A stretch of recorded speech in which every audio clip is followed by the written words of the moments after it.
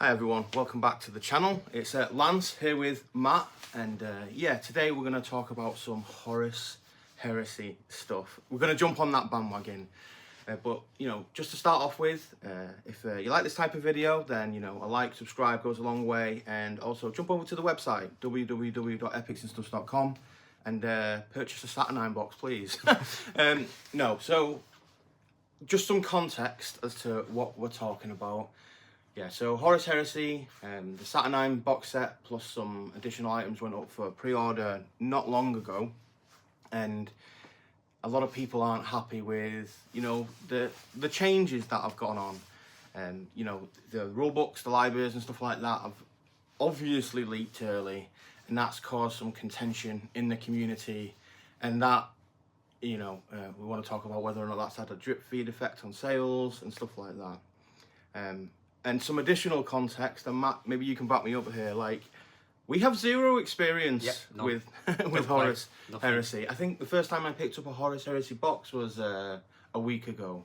So I don't even think I've even painted a 30k model. No, really? Not painting one at all? Not a single one. The cool models. No, that's a lie. I paint some of the Terminators. Right. They're cool models. Yeah, though. yeah, like, they're really good models. When I picked them up and actually start looking at them, I was like, yeah, some of these are better than. Yeah, so there's a lot of them that I'd say are better than 40k. Yeah, absolutely, absolutely.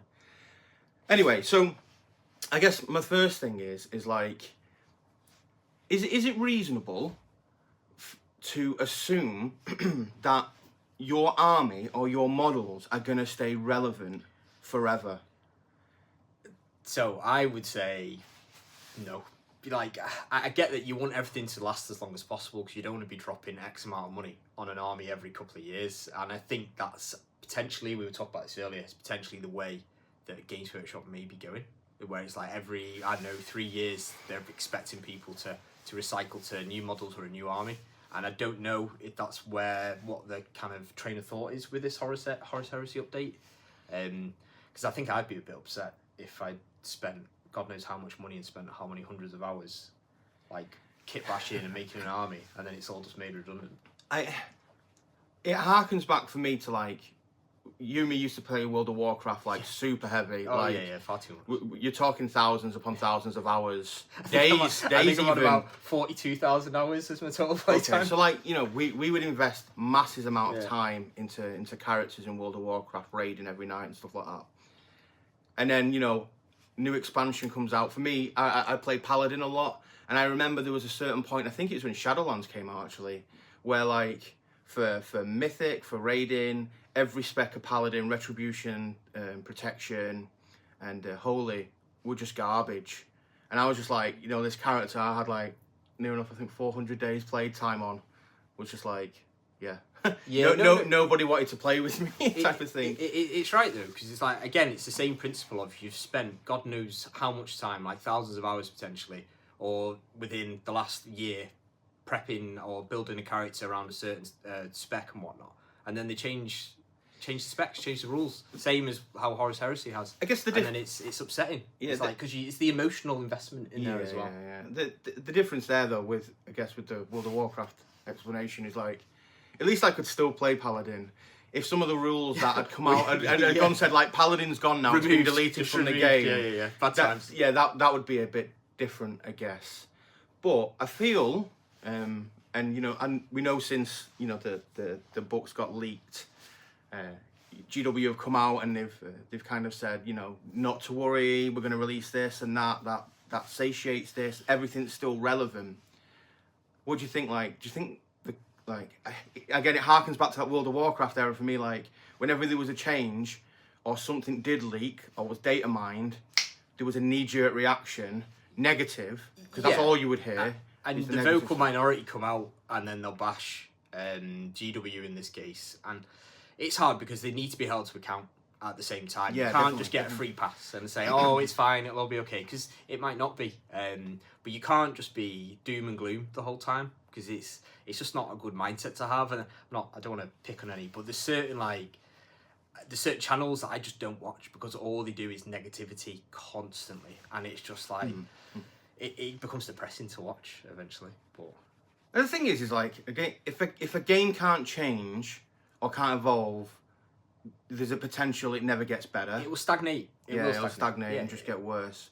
I feel like, I mean, and Horus Heresy is one of the GW's younger games as well, right? So it definitely still is on that like upwards evolution curve, where they're still trying to fight. I feel anyway, like, again, limited experience, right? So take this type of critique for what it is. Start uneducated. Yeah, it's very uneducated, but it feels like it's still very, in what we've educated ourselves with so far, still very new, still very fresh. So it's still evolving, and with each new big 3-year release, these changes are quite broad still. I wouldn't be surprised if this happens again in the future. Oh no, no doubt it will. No doubt it will. Again. It might happen with other like AOS and Old World and 40k at some point. That'll be something that'll upset someone. Do you know what? Like, again, I've only been doing the store stuff for a couple of months now, but with every new release, I've heard more negative stuff online. More negative stuff than I have positive stuff. But when I actually get the models in hand, again, from a modelling point of view, everything's really good. Like, everything's been a banger. Everything that's released in the last couple of months has been amazing. Like, I think there's one thing I looked at and I was like, you're always going to have people who aren't happy. That's the problem. And I feel like it's like the news, the normal news is negative articles always are more popular. It's just. So do you think then, because GW came out and they gave some extra context to everything, which, from what I gather, they were going to do later anyway. So do you think then with this leak, I'm sure it is a leak, like somebody got a bit overzealous somewhere, took some photographs and threw them online. Do you think it is like it's the community's fault for getting so riled? I say the community's fault. It's that vocal minority's fault for getting so riled up without the final context. Because you got to think as well, like these new books and stuff that are coming out for this new edition. Like the range isn't just going to get bigger, and that range is just going to be maintained in perpetuity because that's just too costly. So with each edition, they're gonna make chops and changes to the range, and that book itself is going to reflect those chops and changes based on that release. So otherwise, you're going to come into that new release going, "Oh, I need to go. I need to." There's just a massive amount of information and not a streamlined amount of information. Discord, didn't we, briefly? Yeah. Where it's about ease of access for new players, and I think they mentioned that in the article to some extent. Right, maybe not in those exact words. I could be wrong. But as you just said there, if you get all these books and it's like a massive amount, they end up being this big. Because and as a new player, it's like, where do you start? It's even for me now, like my life revolves around Warhammer because I'm constantly looking at it every day. But I wouldn't even know where to begin if I wanted to play, say, 40k or 30k. And that's in their current, like... Yeah, and imagine you have someone who is completely new, never painted, never done anything. It's like, where do they start? So there is an element of you need to have that accessibility to the games. And it does, in my mind, it does make sense why they've done what they've done. I'm not saying that it's all right. They could have gone about it a different way, potentially. But I can't really blame them. I know. It just goes to show, like, that they're not...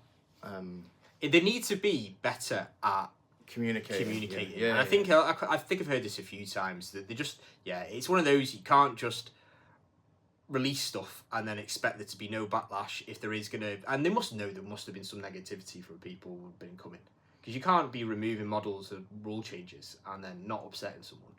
Like So if that's the case, like everything is leaked with GW. Yeah. They must have seen this coming. I mean, it begs the question to, like, surely you saw this coming. Why didn't you release or preempt this type of leak?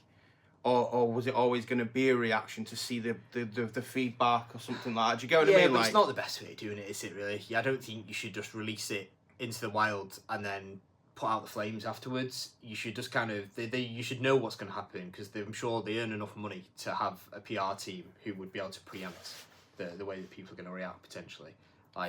I'd like to think that they have people who do that, and it isn't just all... So all this hysteria, then this Horus Hysteria, that is the title of the video, by the way. Do you think who owns that? Is it the community who have jumped the gun, or is it? I'd say it's a bit both. I think it's again, as I said earlier, it's the vocal minority have potentially. I'm not saying they have. Like, don't bash me on this. Have blown it out of proportion. But because it's happened in so many other kind of games, like I've seen it over the years. As I said we related it to World of Warcraft, but they used to happen all the time. and then it would always blow over and it'd always be okay in the end. Oh yeah, like I would be upset. Oh, my Paladin's not great in Mythic anymore. Oh well, I'll still play because I like to engage in the content. Yeah. I like. Then it's I think we were going to relate it to sales though. Is that how does it have an impact on what we do in terms of, say, for me as a painter, is if people aren't going to play, then does it dry up with the amount of they kind of barely done any commissions for 30k, but it's getting that feedback loop or the macro kind of where else does it affect within the hobby, because it's not just necessarily just the gameplay.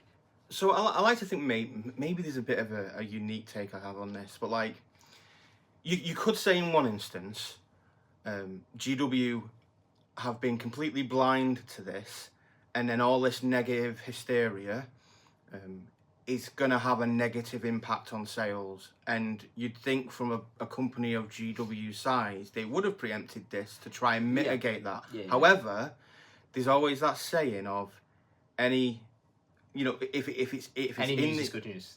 Oh well, yeah. What was it about? Any news is good news. Yeah, something along those lines where it's out there now. People are talking about it. Like, we wouldn't have made a video like this if it wasn't for stuff that was just blowing up all over the internet, right? So that type of exposure is ultimately going to turn into sales once they rectify it, or they release that PDF, or they say that, you know, that community statement. But so say let's look at cinema. Say you have a bad review for a movie, would you go and watch it at the cinema? Because I know personally, if I look on Rotten Tomatoes and something's below like 60%, I'm like, nah, I'm not going to go see that now. Well, okay, that's not an apples to apples comparison. Right? I'm trying to compare it to real life. No, like, but do you understand where I'm coming from when I say that? It's like, it will put some people off, I do think, where because there's all this negativity and they might have been looking forward to potentially buying that box set. And now they're like, do you know what? I'm not going to buy it now. But I think, they'll definitely stave off until something. Are you saying they might buy it 6 months down the line rather than now type of thing? I think, well, you could potentially have a delayed sale in that sense. Or, you know, you could just get people coming to Horus Heresy now going, oh, well, this box looks cool, disregarding all the, you know, the stuff in the background that a lot of people will not get involved in this. But just relating to the box, the models are all super cool. Like, they all look awesome in that box set, I think. The Saturn stuff. I think, some are better than others. The Dreadnought's cool. I really like the Terminators, and is it the Praetorian? Then the other stuff, like the Mark IIs? I can't even remember what Mark they are. Yeah, I believe again, I don't play, so I don't. Yeah, we don't play. So they look cool. The soldiers, like the units look cool. I'm not necessarily a fan of that big gun. Oh yeah, the quad platform cannon something. Yeah, I mean it's a cool model, like and it's well made. It's just, I think someone I saw another video. Someone mentioned about how it looks more like it should be as part of Astra Militarum or something, like Imperial Guard type of stuff. Right. Okay. It's not it really doesn't necessarily a Space Marine type of thing, is it? Yeah. I just don't think it's not a very exciting model. It's a good model, it's just not very exciting. Whereas like the Dreadnought is something to get excited about because that looks awesome. Yeah. It's the biggest they've ever made, all that type of stuff. Model wise, it's really cool. Has it affected sales? Like, obviously with being a small store, I didn't go, you know, balls to the wall and buy loads of them. I limited myself. Well, we touched on that briefly, didn't we, before you put the order in? Like, what's the sensible amount? Yeah, I didn't want to. I know this box was going to be something that is like a long-term thing and not just like a limited edition launch box. So, you know, I cut my order pretty much in half from what my original estimate or what my original thought was going to be. Now. Well, saying that, they've all been sold or reserved, so that's fine. And the books that we ordered went, you know, almost instantly. Imagine you had ordered, I don't know, like 15 of them, and then you sat there thinking, oh God, are these all going to sell or not? Well, yeah, that's different. I guess for a store this size, you don't want all that money invested in inventory that's not going to shift. Because I'm presuming there may be some stores around the country that potentially have ordered. Oh, I've been rang. Yeah. I've been called by distributors. So this definitely is affecting sales. So there's no doubt about that. Because we're a small store and we have quite a thriving local community, ours have shifted. But I got, like, this GW obviously distribute their own stock, and in the UK there's a couple of other big distributors as well that take GW stock and then do a bit of a markup and then sell it on. I've had both of them two of them ring me, going, get rid of it. We've got loads of Saturn boxes if you want it's it. like And Steven it's like, all over again. Yeah. Potentially. They might not be. And they're trying to shift him. So I can absolutely 100% say it has definitely had an effect on sales, because I would not have got a call like that otherwise. Because if they were shifting, they'd be like, They would either have none of them, or these companies have stores themselves that they sell through. They would be selling them. Yeah. So, we've been lucky. I don't know whether or not you want to say lucky, or it was, foresaw this. Of course. Your big brain play. The 4D chess I was playing. We cut the order in half, and they've all been allocated for the time being. So good for us, I guess.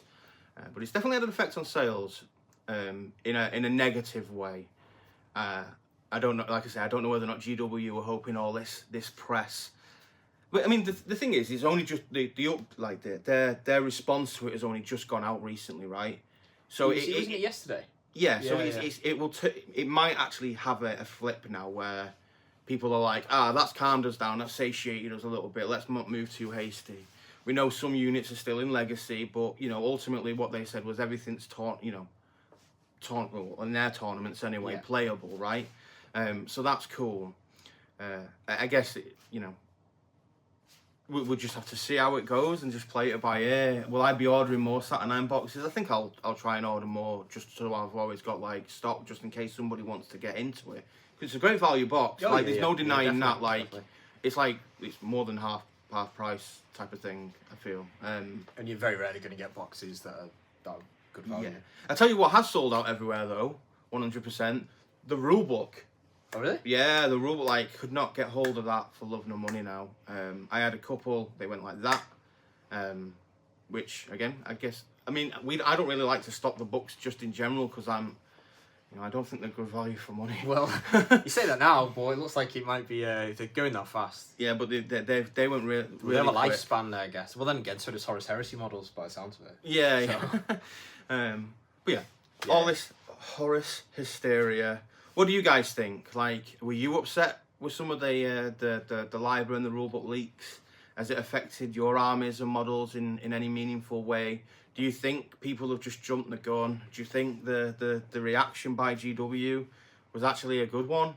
And what has it changed your perception on Horus Heresy in a positive or negative light? Let us know in the comments below. And if you want to suggest any other type of content or videos that are like this, talking head, then feel free to do so.